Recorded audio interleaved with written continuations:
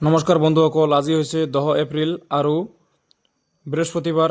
সন্ধিয়াৰ কেইটামান গুৰুত্বপূৰ্ণ খবৰ হৈছে বিহালী বিধানসভা সমষ্টিৰ বিহালী আৰু বাঘমৰা উন্নয়ন খণ্ডত মনোনয়ন দাখিল কৰিবলৈ মানুহে কৰিছে ভিৰ।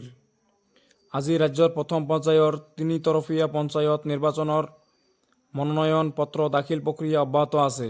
আজি ৰাজ্যৰ আন বিধানসভা সমষ্টিৰ সমান্তৰালভাৱে 71 নং বিহালী বিধানসভা সমষ্টিৰ অন্তৰ্গত বিহালী উন্নয়ন খণ্ডত পুৱা 10 বজাৰ পৰা সন্ধিয়া 6:30 বজালৈকে প্ৰথম পৰ্যায়ৰ পঞ্চায়ত নিৰ্বাচনৰ মনোনয়ন দাখিল প্ৰক্ৰিয়া অব্যাহত থাকে। তথ্য অনুসৰি বিহালী বিধানসভা সমষ্টিৰ বিহালী উন্নয়ন খণ্ড কাৰ্যালয়ত বিহালী উন্নয়ন খণ্ডৰ অন্তৰ্গত 15 নং গাঁও পঞ্চায়তৰ ক্ৰমে বটিয়ামাৰী গাঁও পঞ্চায়তৰ 14 গৰাকী, নিজ বিহালী গাঁও পঞ্চায়তৰ 12 গৰাকী, বৰালীমৰা গাঁও পঞ্চায়তৰ 9 গৰাকী, চেৰেলীয়া গাঁও পঞ্চায়ত 6 গৰাকী, ৰঙাগড় গাঁও পঞ্চায়ত 8 গৰাকী, আমজাৰণী গাঁও পঞ্চায়তৰ 9 গৰাকী আৰু নলনীবাৰী 8 গৰাকী ৱাৰ্ড সদস্যই মনোনয়ন দাখিল কৰে। পৰৱৰ্তী খবৰ, পঞ্চায়ত নিৰ্বাচনৰ দিন যিমানেই চমু চাপি আহিছে সিমানেই ধুবুৰী জিলা কংগ্ৰেছত বাঢ়িছে আভ্যন্তৰীণ সংঘাত। আঞ্চলিক পঞ্চায়ত আৰু জিলা পৰিষদৰ প্ৰাৰ্থিত্বক লৈ সৃষ্টি হোৱা দলীয় সংঘাতে জিলা কংগ্ৰেছত ভয়ংকৰ ৰূপ ধাৰণ কৰা পৰিলক্ষিত হৈছে। বৃহস্পতিবাৰে পুৱা ধুবুৰীৰ হোটেল ব্ৰহ্মপুত্ৰত অসম প্ৰদেশ কংগ্ৰেছৰ উপসভাপতি নৃপেন ঠাকুৰীয়া বাহৰ পাতি থকাৰ সময়তে জিলা কংগ্ৰেছ কৰ্মীৰ এটা ফৈদে কংগ্ৰেছৰে আন এটা ফৈদৰ লোকক মাৰপিট কৰাৰ গুৰুতৰ অভিযোগ উত্থাপিত হৈছে। ধুবুৰী আৰক্ষীৰ এটি দল ইতিমধ্যে ঘটনাস্থলীত উপস্থিত হৈ তীক্ষ্ণ নজৰ ৰখাও পৰিলক্ষিত হৈছে। এই প্ৰসংগত ধুবুৰী জিলা কংগ্ৰেছ সেৱা দলৰ সভাপতি হেলিম জামানে সাংবাদিকৰ আগত প্ৰকাশ কৰিছে প্ৰতিক্ৰিয়া। অভিযোগ অনুসৰি তেওঁ ধুবুৰী জিলাৰ পাণবাৰী ৰঙামাটি জিলা পৰিষদ সমষ্টিৰ পৰা প্ৰাৰ্থিত্ব পোৱাটো নিশ্চিত আছিল, কিন্তু তেওঁৰ প্ৰাৰ্থিত্ব পেণ্ডিং থকা বুলি কৈ তেওঁৰ ঠাইত ছানৱাৰ হুছেইন নামৰ এজন লোকক প্ৰাৰ্থিত্ব আগবঢ়োৱা হৈছে বুলি ক্ষোভ প্ৰকাশ কৰে। তেওঁৰ স্থানত 10 লাখ টকাৰ বিনিময়ত সেই জিলা পৰিষদ টিকট বিক্ৰী কৰা হৈছে বুলি গুৰুতৰ অভিযোগ উত্থাপন কৰে। পৰৱৰ্তী খবৰ, প্ৰয়াত সাংস্কৃতিক কৰ্মী মন্ময় মহন্তৰ মৰণোত্তৰ দেহদান প্ৰক্ৰিয়া সম্পূৰ্ণ। প্ৰয়াত সাংস্কৃতিক কৰ্মী মন্ময় মহন্তৰ মৰণোত্তৰ দেহদান প্ৰক্ৰিয়া সম্পূৰ্ণ। গুৱাহাটী ভেটাপাৰা জ্যোতিপথ নিবাসী মন্ময় মহন্তই বুধবাৰে নিশা গুৱাহাটী চিকিৎসা মহাবিদ্যালয় চিকিৎসালয়ত শেষ নিশ্বাস ত্যাগ কৰে। দীৰ্ঘদিন ধৰি তেওঁ বৃক্কৰ কঠিন ৰোগত আক্ৰান্ত হৈ আছিল। বিশিষ্ট চিন্তাবিদ প্ৰয়াত ডক্টৰ প্ৰফুল্ল মহন্তৰ পুত্ৰ, বোলছবি উদ্যোগৰ সৈতে জড়িত প্ৰয়াত মহন্তৰ মৃত্যুৰ সময়ত বয়স হৈছিল মাত্ৰ 52 বছৰ। মৃত্যুৰ সময়ত তেওঁ মাতৃ চেনিচম্পা মহন্ত, জ্যেষ্ঠ ভগ্নী ঋতুপৰ্ণা আৰু জ্যেষ্ঠ ভাতৃ ডক্টৰ ৰাহুল মহন্তক ইহ সংসাৰত এৰি থৈ যায়। মানৱতাবাদী আৰু বিজ্ঞানমনস্ক চিন্তাৰে পৰিপুষ্ট মন্ময় মহন্তৰ শেষ ইচ্ছা অনুসৰি আজি তেখেতৰ মৰণোত্তৰ দেহ গুৱাহাটীৰ চাংচাৰিত থকা অখিল ভাৰতীয় আয়ুৰ্বিজ্ঞানী প্ৰতিষ্ঠান এইমছত দান কৰা হয়। এই দেহদান অনুষ্ঠানত উপস্থিত থাকে কেইবাগৰাকীও শিক্ষক কৰ্মচাৰী। পৰৱৰ্তী খবৰ, ভাৰতৰ ডিজিটেল আন্তঃগাঁথনি চিলিকন ভেলীতকৈ বহু আগত। ভাৰতৰ ডিজিটেল আন্তঃগাঁথনি চিলিকন ভেলীতকৈ বহু আগত। ভাৰতৰ ডিজিটেল বিপ্লৱ অপ্ৰতিৰোধ্য গতিত আগুৱাইছে।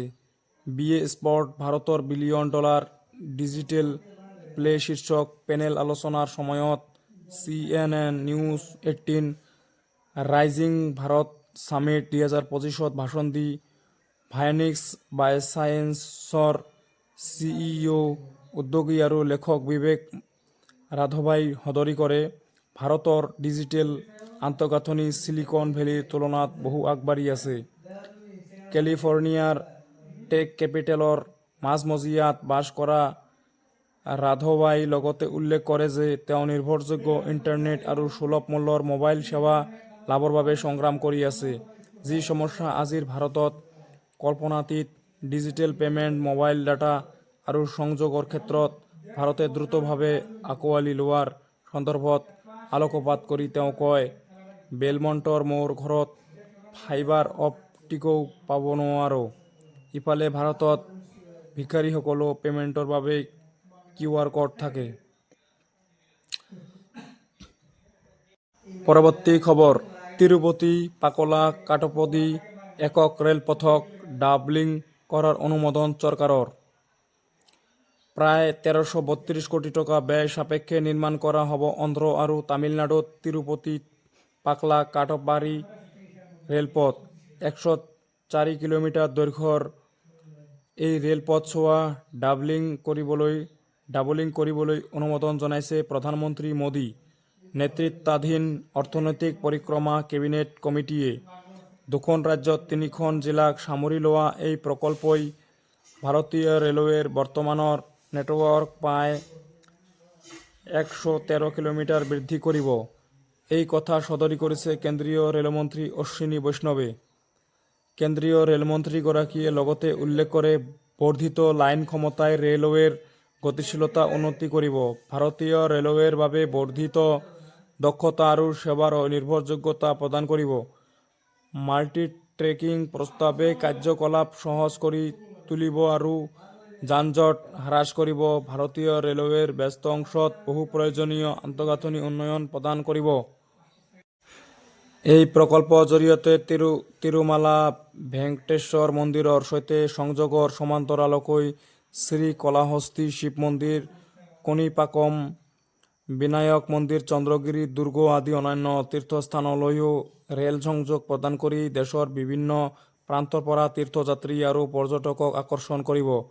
মাল্টি ট্ৰেকিং প্ৰকল্পৰ জৰিয়তে প্ৰায় ৪০০খন গাঁও আৰু প্ৰায় ১৪ লাখ লোকৰ সংযোগ বৃদ্ধি পাব। অশ্বিনী বৈষ্ণৱে লগতে সদৰি কৰে, এইটো কয়লা, কৃষিজাত সামগ্ৰী, চিমেণ্ট আৰু অন্যান্য খনিজ আদি সামগ্ৰী পৰিবহণৰ বাবে এক অপৰিহাৰ্য পথ। ক্ষমতা বৃদ্ধিৰ কামৰ ফলত ৪ MTPA বছৰি মিলিয়ন টন পৰিসৰৰ অতিৰিক্ত মালবাহী যাতায়াত হ'ব।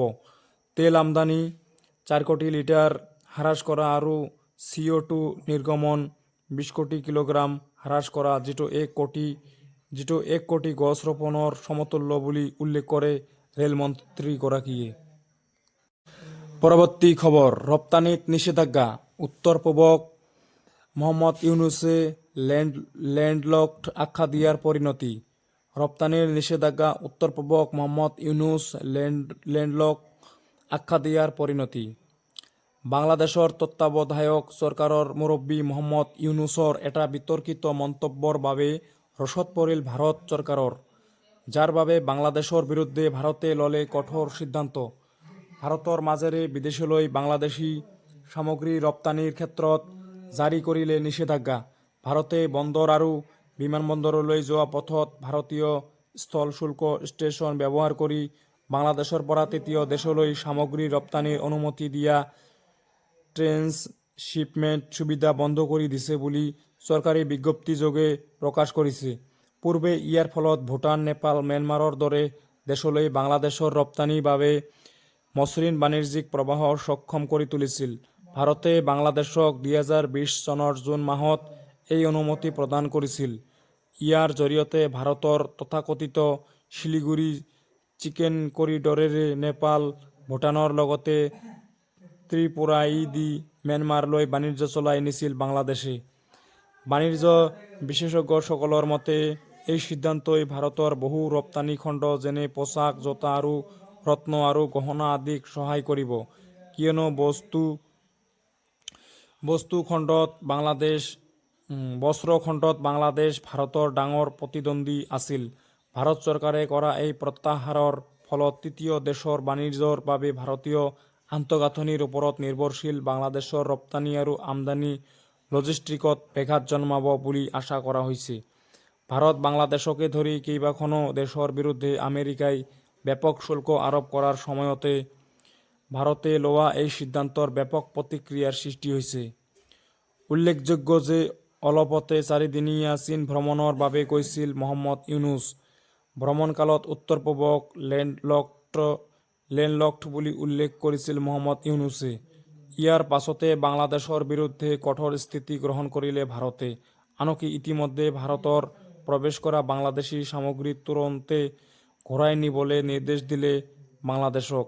আনহাতে মহম্মদ ইউনুছৰ নেতৃত্বত গঠিত অন্তৱৰ্তীকালীন চৰকাৰে বাংলাদেশৰ সংখ্যালঘু বিশেষকৈ হিন্দুসকলৰ ওপৰত আক্ৰমণ নিয়ন্ত্ৰণ কৰাত ব্যৰ্থ হোৱাৰ পিছত ভাৰত বাংলাদেশৰ সম্পৰ্ক কিছুদিন পূৰ্বৰ পৰাই কেৰণ লাগিছিল। শেহতীয়াকৈ দেশখন বিৰুদ্ধে কঠোৰ স্থিতি গ্ৰহণ কৰা কাৰ্যই বিশ্বজুৰি ব্যাপক চৰ্চা লাভ কৰিছে। পৰৱৰ্তী খবৰ, ৰংজালী বৈশাগুক আদৰাৰ আখৰাত ব্যস্ত ওৰাঙৰ যুৱক যুৱতীসকল। পদূলিমুখত হেঁপাহৰ ৰঙালী। ৰঙালীক আদৰিবলৈ সাজু সমগ্ৰ ৰাজ্য। পিছ পৰি ৰোৱা নাই বিটিআৰৰ বড়ো জনজাতিৰ লোক সকলো। বড়ো জনজাতিৰ মাজতো ৰংজালী বৈশাগুক আদৰাৰ বাবে আখৰাত ব্যস্ত এতিয়া ওৰাঙৰ বড়ো জনজাতীয় যুৱক যুৱতীসকল।